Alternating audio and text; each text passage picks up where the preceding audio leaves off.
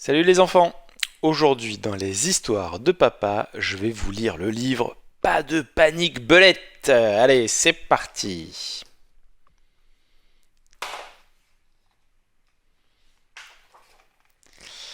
Pas de panique, Belette!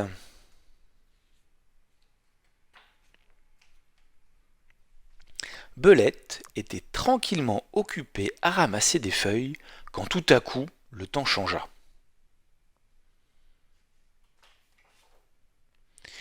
Une vilaine averse le trempa jusqu'aux os.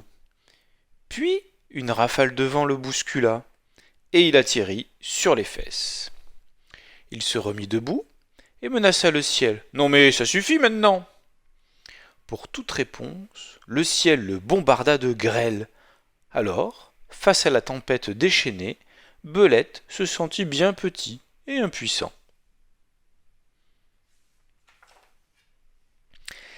Il décida de se construire un abri, mais ça ne découragea pas la pluie qui reprit de plus belle, et Belette continua, courageusement, malgré les bourrasques. Il posa enfin le toit. Voilà, dit-il satisfait, entrée interdite. Belette s'installa dans sa nouvelle maison, bien à l'abri.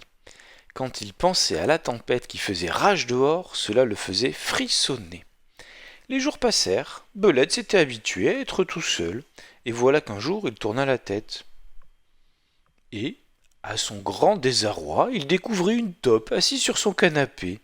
Mais quel est cet endroit? Demande Top. C'est une forteresse, répondit sèchement Belette. Oh, magnifique! S'enthousiasma Top.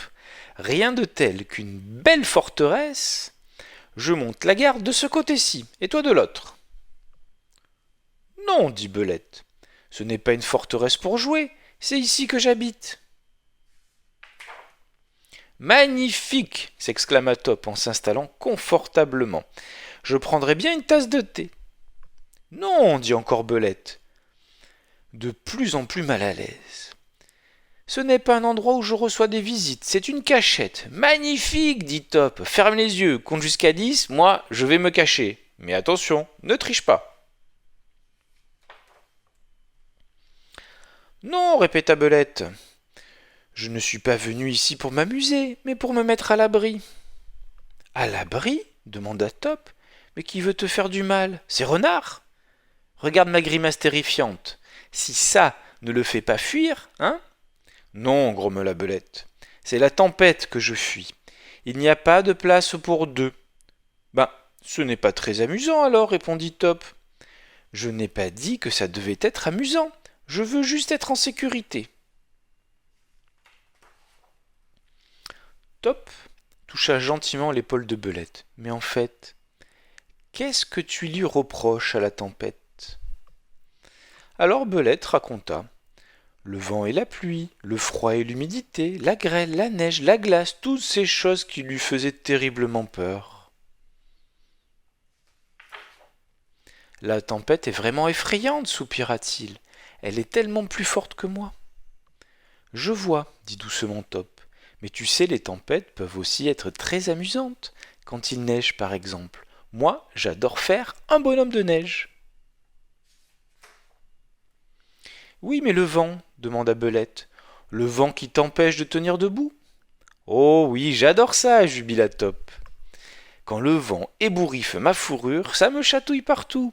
Il se trémoussa joyeusement et tomba à la renverse en riant aux éclats. Et la pluie, insista Belette. Que fais-tu quand tu te fais surprendre par une pluie glaciale? Mais je cherche la plus grande flaque et je patoche dedans, dit la Taupe.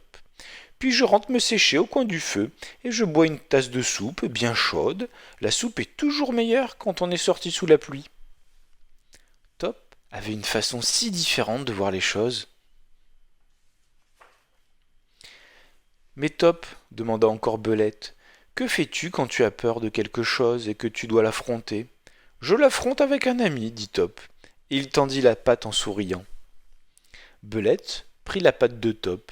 Ils sortirent ensemble et furent accueillis par le beau temps, la chaleur et le soleil. Et voilà les enfants, c'est déjà fini. C'était l'histoire de Pas de panique belette. J'espère que cette histoire vous a plu et je vous dis à très bientôt pour de nouvelles histoires de papa. Bye bye.